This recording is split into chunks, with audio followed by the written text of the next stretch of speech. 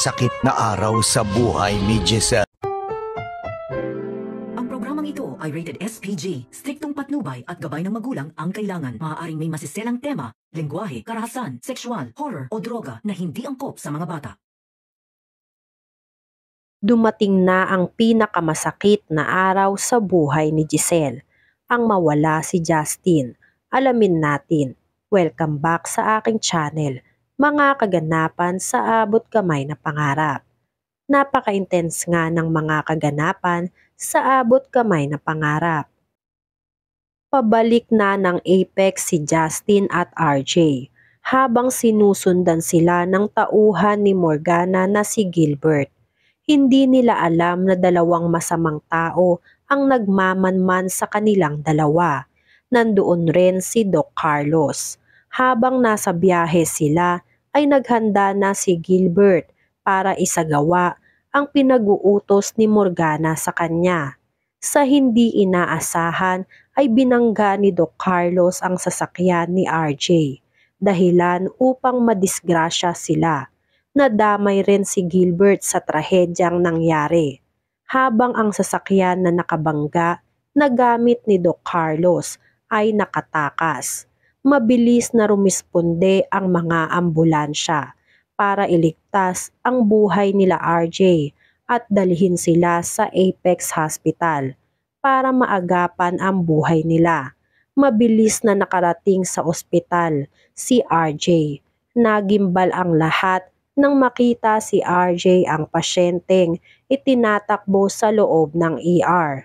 Lalong-lalo na si Annalyn at Zoe. Napayakap si Annalyn at Zoe kay RJ nang makita nila ang kalagayan ni RJ. Iyak ng iyak at kinakabahan si Annalyn at Zoe sa magiging lagay ni RJ. Kahit na nga napuruhan rin si RJ, hinanap ni RJ si Justin, bagay na ikinagulat ni Zoe kung bakit magkasama si RJ at Justin. Maya-maya ay si Justin na ang sinusugod sa emergency room. Agad lumipat sina Annalyn kay Justin para tignan kung ano na ang lagay ni Justin. Si Doc Luke ang unang tumingin kay Justin. Napag-alaman na habang nasa biyahe si Justin pasugod sa ospital ay nakailang revive na ang mga doktor sa kanya.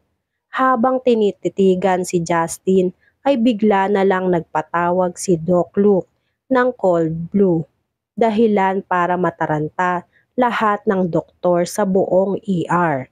Walang nagawa si Annalyn at Zoe, kundi ang umiyak sa isang tabi at tignan na nire-revive na lang si Justin sa harap nila.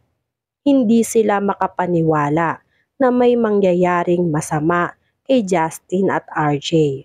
Samantala, wala namang kamalay-malay si Giselle at Lynette na nasa emergency room na si RJ at Justin at nag-aagaw buhay ngayon si Justin dahil sa lala ng natamo nito sa aksidente.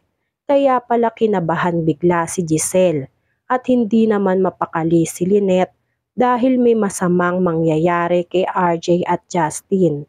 Maya-maya, dumating si Doc Ray.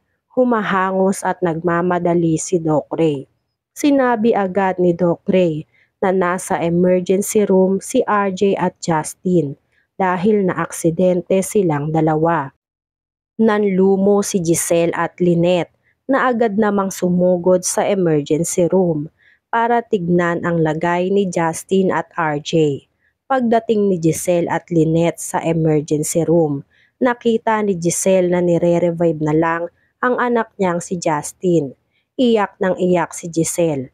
Nagmamakaawa na iligtas ang anak niyang si Justin. Habang nagwiwika si Giselle na lumaban ka anak, hanggang sa huminto na lahat ng nagre-revive kay Justin. Wala nang buhay si Justin. Halos gumuho ang mundo ni Giselle. Sinubukan pang kausapin ni Giselle si Justin at sabihin na nandito na si Mami anak. Lumaban ka, ngunit wala na talaga. Wala nang buhay si Justin. Nalungkot lahat ng nurse na nakapaligid kay Justin. ganun din si Annalyn, pati na rin si Zoe. Habang pinagmamasdan si Giselle na halos maglumpasay na sa sobrang sakit na nararamdaman. Kung kailan nga nagkaayos na silang mag-ina, ay ngayon pa nangyari ang pinakamasakit sa buong buhay ni Giselle, ang mawala ng tuluyan ng tunay na anak. Halos hindi mapigilan si Giselle sa kakaiyak kay Justin. Pilit niyayakap ni Giselle si Justin at kinakausap na gumising na siya. Ngunit huli na ang lahat. Hindi na kinaya ni Justin ang nangyari sa kanilang dalawa ni RJ. Nagluluksa ang buong Apex sa pagkawala ni Justin. Dinamayan nila Lynette si Giselle dahil napakasakit talaga na mawala ng isang anak.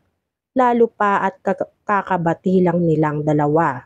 Halos hindi nila nasulit ang mga oras at panahon na magkasama silang dalawa. Samantala, nailipat na si RJ sa kwarto kung saan siya i-confine. Medyo bumuti na rin ang kalagayan ni RJ. Habang nakabantay sina Lynette kay RJ, pinag-usapan nila ang pagkawala ni Justin. Naaawa sila sa kalagayan ni Giselle. Ramdam na ramdam nila ang sakit na nararamdaman ni Giselle. Nasabi ni Josa na napakamalas raw ng nangyari sa kanila. Dahil kung kailan raw gusto na ni RJ na magpunta sa Amerika para i-regain ang memorya niya ay saka pa sila na aksidente. Sinabi ni Annalyn na okay lang raw na hindi matuloy sa US si RJ. Ang mahalaga ay buhay pa si RJ. Samantala, nag-imbestiga na ang mga kapulisan at napag-alaman na si Doc Carlos ang may pakana kung bakit nabangga sila RJ. Nalaman ni Doc Carlos na pumalpak ang plano niya at nakaligtas pa si RJ. Kaya inis na inis si Doc Carlos. Tinawagan niya si Morgana para sabihin na iligpit na si RJ bago pa mahuli ang lahat at masabi ni RJ lahat-lahat ng sikreto nila. Hindi pumayag si Morgana sa gustong mangyari ni Doc Carlos. Walang plano si Morgana na patayin si RJ dahil ayaw ni Morgana na magalit sa kanya ang anak na si Zoe. Nagising na si RJ. Dadalhin ni Doc Prado si RJ sa laboratory para mapacheck. Tila may gumugulo sa isip ni RJ habang nakasakay si RJ sa wheelchair. Tulak-tulak ng isa pang nurse kasama si Doc Prado. Hindi alam ni RJ kung ano ba ang naaalala niya, basta tungkol lahat kay Morgana. O di kaya naman ay alam na lahat ni RJ dahil habang nag-aagaw buhay si Justin ay nasabi niyang lahat kay RJ ang dapat niyang sabihin.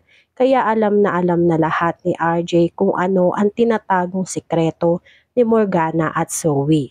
Sinalubong ni Morgana si RJ at nagpanggap na nag-aalala kay RJ. Sinabi na rin ni Morgana na alam na ng mga pulis kung sino ang bumangga sa kotse ni RJ. Walang iba kundi si Doc Carlos. Hinawakan ni Morgana ang kamay ni RJ, ngunit biglang nagalit si RJ. Huwag raw siyang hawakan ni Morgana dahil alam na niya ang lahat. Nagimbal si Morgana sa sinabi ni RJ. Baka sa mukha ni Morgana na kinabahan siya sa sinabi ni RJ. Naamin kaya ni Justin kay RJ ang lahat bago pa siya tuluyang mawala o sadyang nagbalik na lahat ng alaala ni RJ? Yan nga ang mga kaganapan at mga dapat nating abangan dito sa Abot Kamay na Pangarap. Kung gusto nyo pa ng mga ganitong klaseng video ay mag-subscribe at i-like itong video na to. Maraming salamat po. I got you!